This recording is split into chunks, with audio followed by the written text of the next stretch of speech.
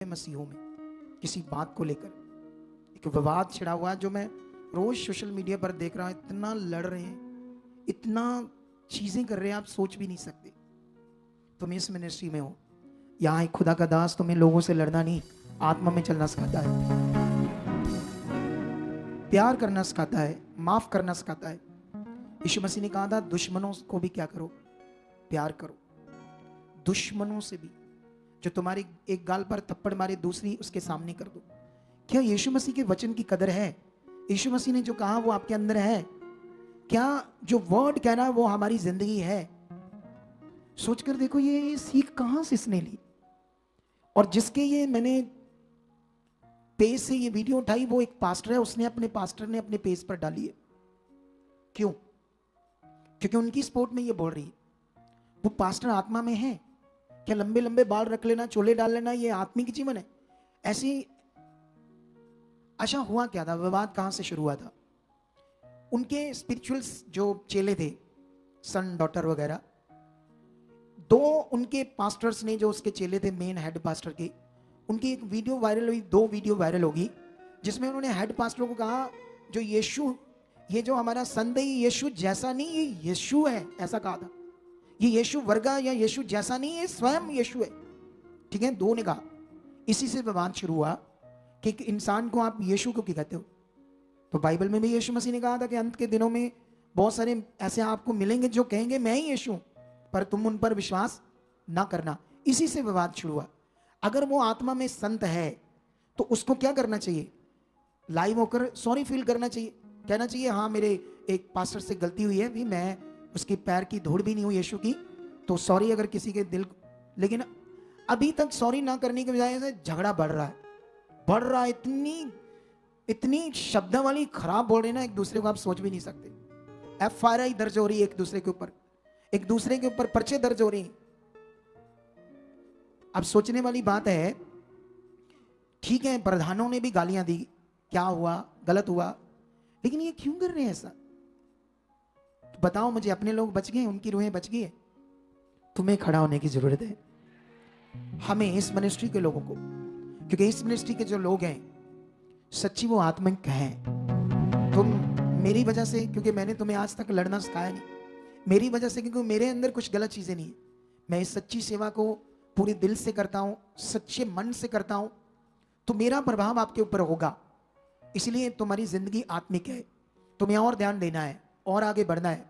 ठीक है, तो ये बड़ा विषय है हमारे लिए आज, सबके लिए, जो मैं वचन आपको आज देने वाला हूं। ये बड़ा सीरियस मैटर है, इसी से हम आगे बढ़ सकते हैं, सत्य से कमर कसकर। अच्छा, सच्चाई क्या है? सच्चाई ये है, अगर आप गलातियों एक वचन पढ़ोगे 2 अध्याय में, सुना दे, देखो मेरी तरफ देखते जाओ, तो वहां पर अच्छा, ये मैंने वीडियो अपने पेज पर थोड़ी दिखा दी, कोई गुनाह तो नहीं ना किया, क्योंकि उन्होंने खुद इसको वायरल किया है दुनिया के लिए। बोलो, उन्होंने खुद डाली है ना वीडियो, वायरल करने के लिए डाली ना, कि लोगों देखो देखो देखो। तो अगर मैंने तुम्हें दिखा दिया, ये तो नहीं कोई कहेगा अभी क्यों दिखाया। तो भाई हमने चोरी से थोड़ी बनाया, आपने वीडियो बनाकर डाली अपने पेज के ऊपर, तो हमने तो जस्ट उससे ये चेक किया है कि हमारे लोग क्या कर रहे हैं। सोच कर देखो, अगर कोई ऐसे लंबे बाल करके, ऐसी चीजें करके आपको लगता है कि वो आत्मिक है, या आपको लगता है कि ये ऐसा, अरे बाइबल में लिखा था, ये बड़ा जरूरी है हमारे लिए। बाइबल में लिखा था शरीर पर मन लगाना मृत्यु है, और आत्मा पर मन लगाना जीवन और शांति है। अब ये तुम्हें समझना है, ये जो कर रहे हैं वो शरीर पर मन है या आत्मा पर मन है? कैसे जाएंगे स्वर्ग में जाने के लिए सबसे पहले तो तुम्हें मरना पड़ेगा शरीर में, और आत्मा में जी उठना पड़ेगा। तो तुम्हें लगता है ये शरीर में मरे हैं जो आपस में इतनी लड़ाइयां एक दूसरे पर पर्चे कर रहे हैं, छोटी सी बात को लेकर इतना विवाद खड़ा कर रहे हैं, इतनी चीजें कर रहे हैं। और बाइबल में लिखा, जो मैंने वो कुरिन्थियस में वचन पढ़ाया ना, यहाँ पर, वहां पर लिखा था तुम खुद न्यायी हो, तुम अन्यायी क्यों नहीं बनते? तुम खुद न्याय कर रहे हो, है ना? तो ये लोग क्या कर रहे हैं? खुद न्याय बन रहे, तू गलत है। ये शरीर है, शरीर का जीवन है। अभी तक शरीर इनका मरा नहीं, अभी तक ये लोग आत्मा में आए नहीं। जिस दिन आत्मा में आएंगे तो यीशु का जीवन होगा। जैसे यीशु क्षमा करता था, हम तो दूसरों को भी क्षमा करेंगे, अपने लोगों के साथ तो छोड़ ही दो ये बात। ये लड़ाइयां झगड़े, ये निशानी है शैतानी चीज की, ये निशानी है स्वर्ग से वंचित रहना, थॉट से वंचित रहना, क्योंकि ये चीज बढ़ गई लोगों के अंदर, पहले ही बढ़ रही है क्रिश्चियनिटी के अंदर। इसलिए तुम्हें सीरियस होना पड़ेगा, क्योंकि हमारा जीवन बड़ा कीमती है। स्वर्ग जाने के लिए तुम्हें यह समझना पड़ेगा, क्योंकि परमेश्वर के वचन में कैसे लिखा था ना, जैसे मैंने आज उदाहरण दी, अगर हमने आईएलटीएस करना है कितनी मेहनत करते हैं, फॉरेन जाना है कितनी मेहनत करते हैं, आर्मी में भर्ती होना, फौज में भर्ती होना है, पुलिस में कितनी मेहनत करते हैं। तो क्या स्वर्ग के लिए कोई मेहनत नहीं, कोई ध्यान नहीं, कोई फोकस नहीं है? क्या ऐसे चले जाएंगे लोग? बोलो, क्या ऐसे ही चले जाएंगे? तो ये वचन बड़ा सीरियस है हमारे लिए। ये जो लड़ाई है, यहां पर सत्य से कमर कसना, धार्मिकता की जिलम पहनना, उद्धार का टोप, सुसमाचार की जुत्ती की तैयारी की जुत्ती, और विश्वास की डाल, आत्मा की तलवार, और हर समय आत्मा में प्रार्थना। सुनो, ये क्या है? ये आत्मिक हथियार है। सुनो, इधर देखो, अब ध्यान दो मेरी तरफ।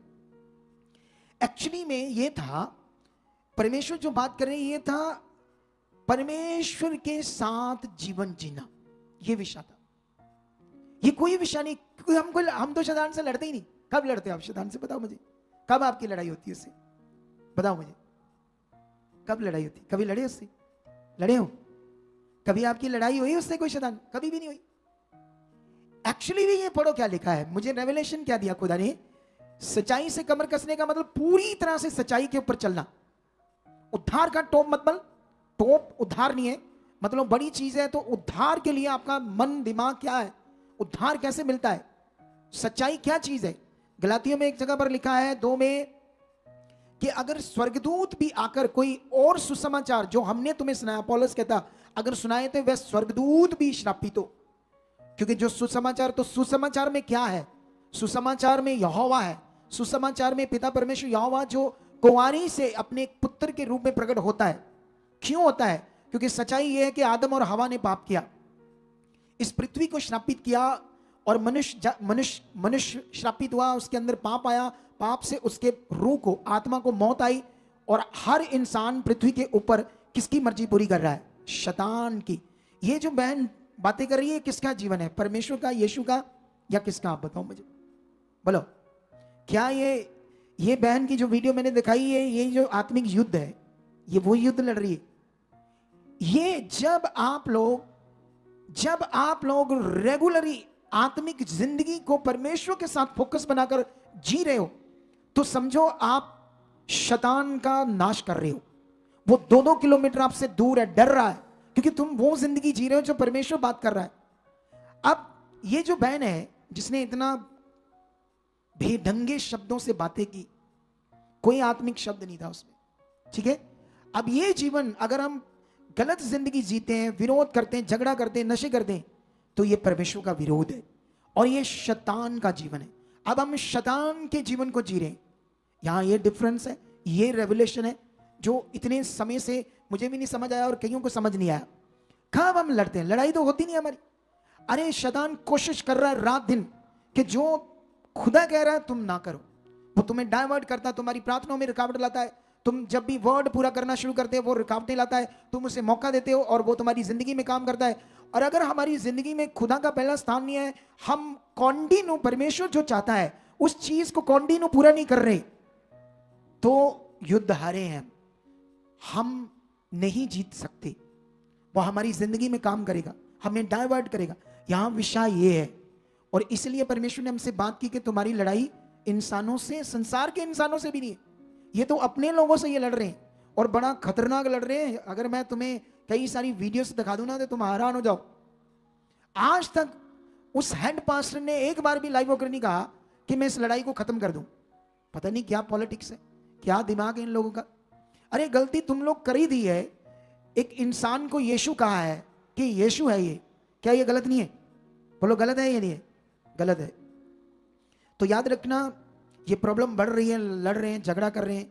मैं इनके कमेंट्स पढ़ रहा था, आधे वो लोग इतनी गालियां निकालने लगे बिलीवर्स, आधे उनके कमेंट्स में लड़ रहे हैं, कमेंट्स में बिलीवर एक दूसरे की तरफ, आधे उनकी सपोर्ट में, आधे उनकी सपोर्ट में। यही रह गया है बस मसीहत में, यही देखने को रह गया है मसीहत। लेकिन तुम एक राइट प्लेस पर हो, जबरदस्त जिंदगी। क्योंकि हमारे लिए तो मुझे कोई कुछ कहे तो मैं तो तुम्हें कहूंगा नहीं, मैं तो बात भी नहीं करूंगा और तुम्हें भी नहीं कहूंगा कि इनसे सामना करो, शांत रहो, आगे बढ़ो। हमारा काम कुछ और है, मेरा स्वभाव ये, अरे हमारा काम है आगे बढ़ना परमेश्वर के लिए। हालेलुया। तो यहां पर यह बड़ा विषय है। यहां मतलब परमेश्वर के साथ हथियार का मतलब वो सारी बातें, सच्चाई क्या है, धार्मिक जीवन क्या है, उद्धार पाने का टोप मतलब क्या है, हमारा फेथ क्या है, वो हमारी ढाल क्या है, आत्मा की तलवार परमेश्वर का जो वचन है वो क्या चीज है, ये सब परमेश्वर के साथ रेगुलरली उसकी इच्छा में चलकर उसके वचन को पूरा करते बढ़ते जाओ। ये वो जीवन है जिसे हमने जीना है परमेश्वर के लिए। अगर हम ऐसा करते हैं तो दुष्ट की ऐसी की तैसी वो तुम्हारे पास भी नहीं खड़ा हो सकता। क्यों बार बार हालात आते हैं बिलीवर्स को? क्योंकि जो परमेश्वर ने कहा वो उनकी जिंदगी में हो ही नहीं रहा, उसको करने में, वर्ड को पूरा करने में प्रैक्टिकल जीवन उनका नहीं है। इसीलिए तो शैतान ने कुछ अगुओं को पकड़ा है और लालच दे रहे कलीसियाओं को, और लालच से लोग दौड़ रहे, उद्धार खो बैठेंगे क्योंकि उसकी तैयारी नहीं है। ऐसा ही यीशु मसीह ने कहा था। तो इसलिए मैं आपको एक वचन पढ़ाना चाहता हूं गलातियों में, आप लोग इसे सुनना ध्यान से। 2:15 से पढ़ते क्या लिखा?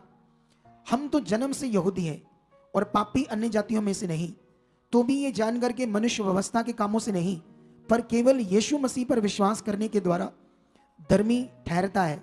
हमने आप भी मसीह यीशु पर विश्वास किया कि हम व्यवस्था के कामों से नहीं पर मसीह पर विश्वास करने से धर्मी ठहरे, इसलिए कि व्यवस्था के कामों से कोई प्राणी उसके सामने धर्मी नहीं ठहरेगा। हम तो मसीह में धर्मी ठहरना चाहते हैं। यदि आप ही पापी निकले तो क्या मसीह पाप का सेवक है? कदापि नहीं, क्योंकि जो कुछ मैंने गिरा दिया यदि उसी को फिर बनाता हूं तो अपने आप को अपराधी ठहराता हूं। मैंने व्यवस्था के द्वारा व्यवस्था के लिए मर गया कि परमेश्वर के लिए जीऊं। मैं मसीह के साथ क्रूस पर चढ़ाया गया हूं। अब मैं जीवित ना रहा पर मसीह मुझ में जीवित है, और मैं शरीर में अब जो जीवित हूं तो केवल उस विश्वास से जीवित हूं जो परमेश्वर के पुत्र पर है, जिसने मुझसे प्रेम किया और मेरे लिए अपने आप को दे दिया। मैं परमेश्वर के अनुग्रह को व्यर्थ नहीं ठहराता, क्योंकि यदि व्यवस्था के द्वारा धार्मिकता होती तो मसीह का मरना व्यर्थ होता। इसमें बहुत तगड़ा ज्ञान है जो मैंने अभी आपको पढ़ाया, जबरदस्त ज्ञान है।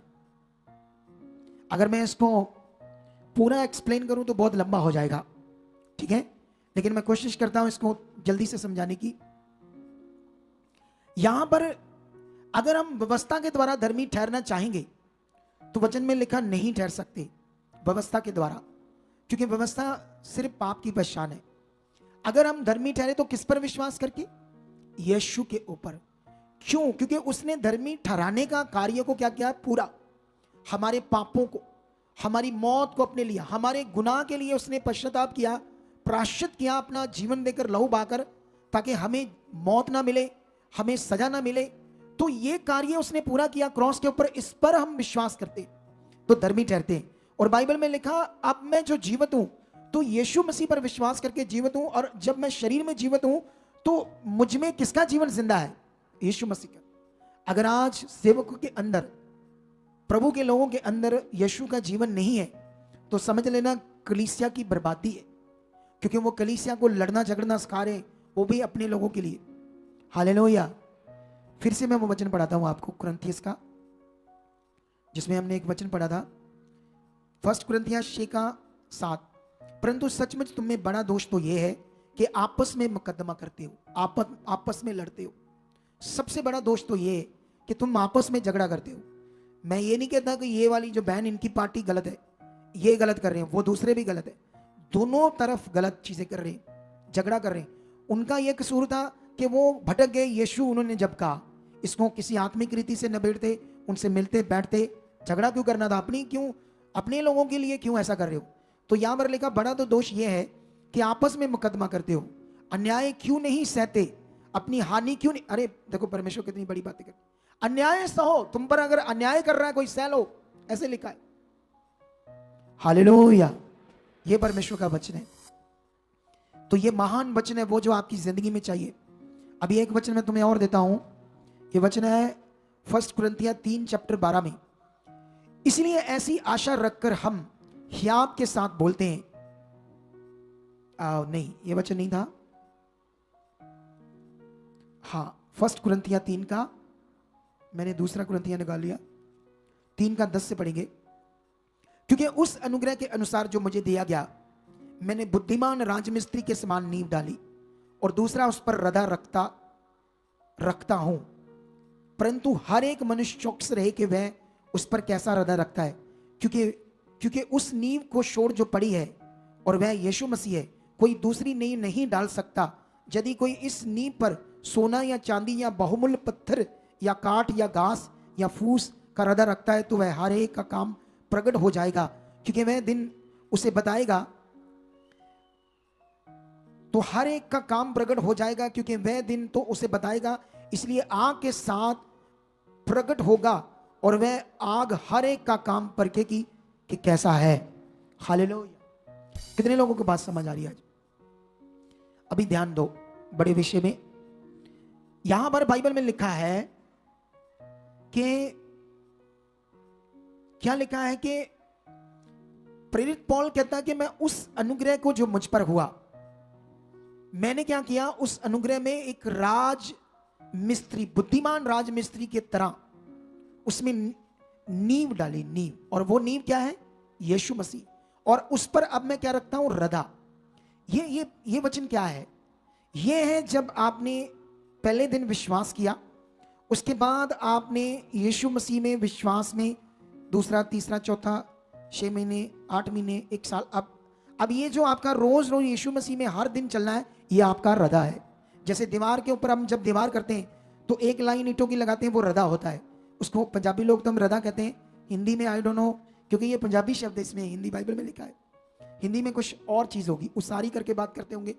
एक लाइन ईंटों की, फिर दूसरी लाइन, तो धीरे धीरे लाइनें लगती लगती ईंटें की दीवार बनती जाती है। इसी तरह ये वचन हमारे लिए लिखा कि हर दिन जो मसीह में नींव पड़ी है हमारी, उस पर कौन सा तुम रदा रख रहे हो? सोना चांदी, चीजें, घास फूस। घास फूस का मतलब शारीरिक जीवन, जैसे ये हमने वीडियो में देखा, लड़ाई झगड़ा अपने लोगों के साथ।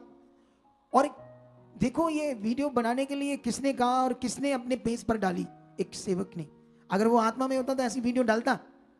पहले तो समझाता, बहन ये भाइयों का काम है, तेरा नहीं है, हम खुद कर लेंगे इसको, हम बैठकर इसको सॉल्व करेंगे। तो ये सीखो आप लोग। तुम्हें एक ऐसी मिनिस्ट्री में हो जहां तुम आगे बढ़ोगे और बेस्ट स्पिरिचुअल मनुष्य प्रकट हो जाओगे। अरे तुम्हें आग जला नहीं पाएगी, समुद्र नदियां तुम्हें डुबो नहीं पाएगी और मौत तुम्हें छू नहीं पाएगी। और बड़े से बड़े खतरनाक हालात आएंगे लेकिन तुम्हें बर्बाद नहीं कर पाएंगे, टकराकर तुमसे चले जाएंगे। तुम ऐसे मनुष्य बन जाओगे इस टीचिंग से, अगर तुमने पकड़ा ऐसे, अगर तुमने इन शिक्षाओं को पकड़ा।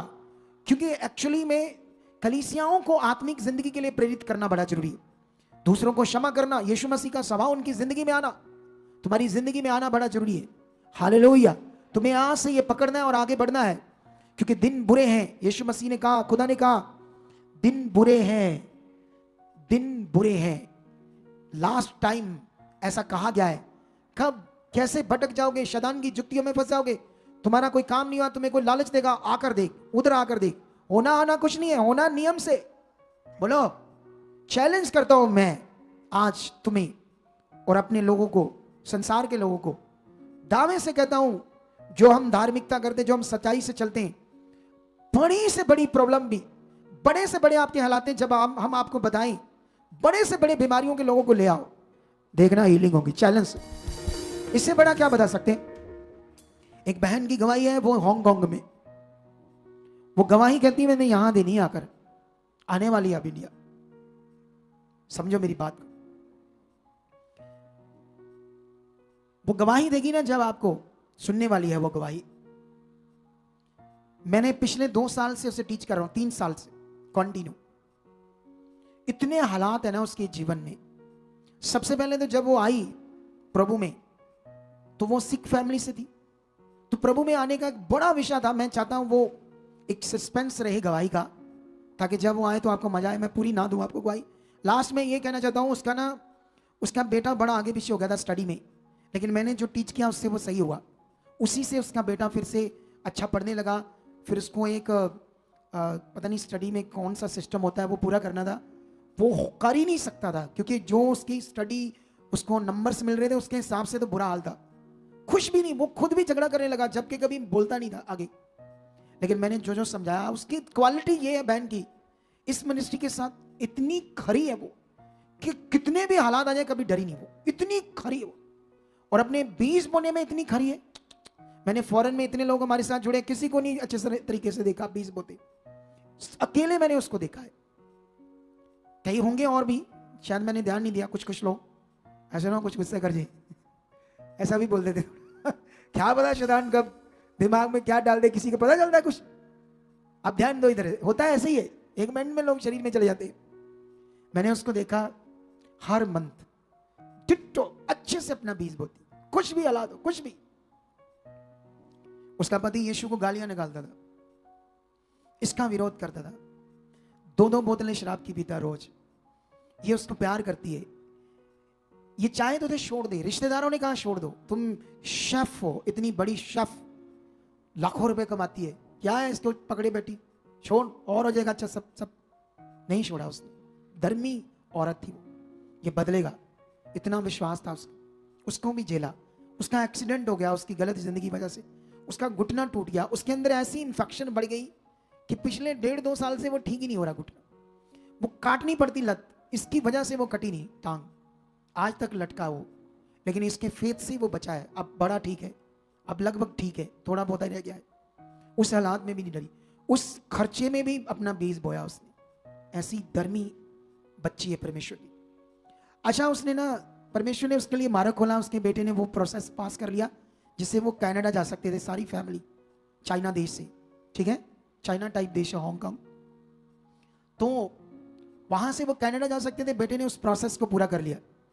अच्छा, उसके बीच में ना जब फाइल लगी, अब वीजा भी आना था, वीजा आने से पहले ना एक ATE ऐसे करके होता है, एक आई डोंट नो, एक फॉर्म होता है, क्या होता है ATE, वो मिलनी उनको जरूरी थी। फिर वो कुछ वीजा भी नहीं लेंगे, क्या नहीं लेंगे, उनको वीजे की भी नहीं जरूरत, सीधी टिकट लेंगे और कनाडा में आ जाएंगे स्टडी के लिए। ATE ऐसे एक चीज होती है। अच्छा, उसने जब अप्लाई की, ये आगे से कनाडा एम्बेसी कहती है कि आप तो यहाँ से 30 साल से वो हो सिटीजन, उसी नाम से सब कुछ चीजें same, birth date of birth same नाम, वो कहते हैं आप तो यहाँ सिटीजन हो, आप किस लिए मांगते हो ATE। नहीं दी, फिर मेल डाली, नहीं दी, तीसरी बार मुझे उसने बात की मुझसे, कहती मुझे पूरा विश्वास है कि ये हालात मेरे लिए नहीं है, आप भी वर्ड दो प्रोफेटिक। फिर मैंने क्या किया, उससे प्रोफेटिक वर्ड देकर ना एक दिन मैं प्रार्थना में बैठा, तेज चाह से उस बात को परमेश्वर के सामने लेकर गया और शैतानी चीज को मैंने डांटा, रुकावट को, कि हट, इससे हट। क्योंकि वो वकील कह रहा था कि 2-3 लाख का खर्चा है, केस लड़ना पड़ेगा, ये लंबा प्रोसेस है, 6 महीने 8 महीने लग जाएंगे, फिर जाकर मिलेगी, ये क्रिटिकल हो गया है। उसने कहा मैंने कोई वकील नहीं लड़ना, मेरा परमेश्वर ऐसे ही देगा। और आ गई है वो ATE, जो क्रिटिकल विषय था। ये गवाही है कि खुदा के लिए कोई भी काम कठिन। अब वो जाएगी कनाडा अपने बेटे को लेकर, ठीक है, वहां शिफ्ट करेंगे आने वाले दिनों में उस चाइनीज देश से गोरों के देश में, क्योंकि इधर तो क्रिश्चियनिटी ज्यादा है, ठीक है। लेकिन ये चीजें सीखो, खुदा सब कुछ करने के लिए क्या है, बड़े काम, बड़ी चीजें। क्या आप जब परमेश्वर से काम लेना चाहते हो, संगति रेगुलर कर दो, प्रे रखो, चाहत रखो, मन अच्छा रखो, प्रैक्टिकल रखो, बीज बोने का नियम, सेवा करने का नियम, सब कुछ वफादारी से करो। जितनी बरकत चाहिए उतनी ले लो, जितनी चीजें चाहिए उतनी ले, लेकिन परमेश्वर के पीछे चलकर। वो शिक्षा नहीं जिसमें सिर्फ लालच है। अगर मैं तुम्हें अपने लोगों से लड़ना, जो लड़ना नहीं है, ये सिखा रहा हूं, आत्मा में, आत्मिक चीजों में चलना सिखा रहा हूं, तो ये है जीवन का विषय, ये है वो ज्ञान का विषय जिसे आप एक दिन सॉलिड पावरफुल मनुष्य बनोगे। हालेलुया। यहां एक लड़की बैठी है, एक लड़की जिसकी हमने गवाही नहीं दी, जिसको शैतानी आत्मा 24 घंटे व्यभिचार करती थी, उसको हमारे पास लेकर आई थी, उसकी कोई लेकर आई थी, कोई लेकर आया था उससे, ठीक है। और जो उसको लेकर आया था ना, वो अब नहीं आता, ये तो वापस आ गई। उसने ना कमेंट्स किए हैं हमारे इसकी गवाही पर, ठीक कमेंट्स नहीं किए, गलत किए, ठीक है। तो मैं चाहता था उसकी रूह बचे। मैंने एक लड़की को कहा उससे तो बात कर, उससे ला, यहां मैं मिल लूंगा। उसका रिएक्ट बड़ा खतरनाक था आगे से। ये है वो शरीर, लेकिन वो अपने आप को समझती आई एम वेरी हॉलीनेस, वो ऐसे समझेगी। अरे जब कोई अपने मसीह बंदे से रफली बोलता है, इतने शब्दों, कड़वे शब्दों से बोलता है, वो कहां का मसीह है, कहां मसीहत उसके अंदर, कहां वो यीशु मसीह का प्रेम, यीशु मसीह का जीवन। तो जिनके अंदर ये नहीं है, वो दूसरों का भी नुकसान करेंगे। आत्मा में चलना मैं तुम्हें सिखा रहा हूं, एक दिन रोशनी की तरह चमकोगे, अंधकार को मिटाओगे, लाखों लोगों को जीतोगे, तुम्हारा परिवार स्वर्ग में जाएगा और तुम ऊंचे किए जाओगे। ये आत्मिक जिंदगी के द्वारा। इसे आज से सीख लो जो मैंने सिखाया है। हमेशा दूसरों को क्षमा करो हमेशा। अगर आपके परिवार में कोई बिगड़ा हुआ, प्रे भी करो, डांट की जगह डांटो जहां जरूरत है। ऐसा नहीं, प्रेम का मतलब ये नहीं कि डांट बिल्कुल भी नहीं चाहिए। डांट एक आत्मिक चीज है। कोई गलत चल रहा है उसे डांट दे सकते हैं, लेकिन उससे प्यार भी रखो, आत्मा में रहो, सब चीजें आत्मिक रूप में करो। कितने लोगों को बात समझ आ रही है? क्या आप रेडी हो आज के बड़े वचन को समझने के लिए? कि रेवलेशन ये थी कि हम शैतान से हमारी कोई लड़ाई होती नहीं है। इसे परमेश्वर कितने खूबसूरत तरीके से समझा रहा था हमें। क्योंकि कब हम लड़ते हैं उससे, मतलब तो है परमेश्वर जो कह रहा है वो करना। अगर हम वो कर रहे हैं तो शैतान तो खत्म, उसका तो बुरा हाल, उसका तो राज्य खत्म। लेकिन वो नहीं चाहता कि तुम वो करो जो परमेश्वर चाहता है। वो चाहता है जो मैं कहता हूं वो करो। वीडियोस देखो गंदी, आपस में झगड़ा करो, अपने लोगों से लड़ो, चोरी करो, झूठ बोलो, बीज मत बोवो। अगर बीज जो नहीं बोते लोग, अपना 10वां हिस्सा कमाई का नहीं बोते, वो शैतान की इच्छा है, शैतान का मन है। वो नहीं चाहता कि सुसमाचार बढ़े, परमेश्वर का काम बढ़े, ये भवन खूबसूरत हो, हम और जगह लें, और ब्रांचेस खोलें, और खुदा का काम करें। इसीलिए 10% बोलने का ज्ञान खुदाबंद ने दिया है। कितने लोगों को समझ आ रही? कॉन्ग्रेचुलेशंस, ऊंचा बोलो हमें। बोलो मैंने कॉन्ग्रेचुलेशंस क्यों कहा तुम्हें? अगर आत्मा में हो तो बूझ लोगे। एक जन बताओ, कोई भी, मैंने ऐसे क्यों कहा कॉन्ग्रेचुलेशंस? हाँ, कोई बात नहीं, कुछ भी आंसर तो देना चाहिए, आदत डालनी चाहिए आंसर देना। जय मसीह पापा जी। जय मसीह। सर, हमारी बड़ी बड़ी गवाहियां बनने जा रही हैं। आमेन, ऊंचा बोलो आमेन। ये भी ठीक है जो इसने कहा, राइट है, इसे रिसीव करो, इसके मुंह के वचन को। लेकिन मैंने कॉन्ग्रेचुलेशंस कहा कि तुम एक ऐसे प्लेस, एक ऐसी मिनिस्ट्री में हो, यहां तुम्हारा उद्धार स्वर्ग में जाना पक्का है। यह है कॉन्ग्रेचुलेशन, 100% पक्का है। अगर तुम जो सीख रहे हो वो है पावरफुल ज्ञान तुम्हारी जिंदगी के लिए, तो मैं विश्वास करता हूं आज इस वर्ड के द्वारा कि तुम इसे सीरियस से अपनी जिंदगी में ले चुके हो। उस बहन की वेट करेंगे, मे बी जनवरी में या फरवरी में आएगी वो। उसने कहा मैं वो चीजें यूज करती थी, बुरा हाल था। फिर डिटेल से बताएंगे वो कितनी बड़ी गवाही है, ठीक है? तो अभी रेडी हो जाओ। 14 तारीख के ये पास में है क्रूसर। जितने लोग इधर के हैं, रैये, ब्यास, वो कपूरथला, जलंधर, वो रैया, वो क्या मखू, जीरा, वो पट्टी, तरन तारण, उनके पास है। सब लोग गाड़ियां करो, ऑटो करो, 4 बजे पहुंचना है वहां। 4 बजे आपके लिए चाय होगी, रोटियां होगी, चावल होगी, खाना होगा, खाकर आपने बैठना है आराम से। जितना लेट आओगे फिर नहीं मिलेगा।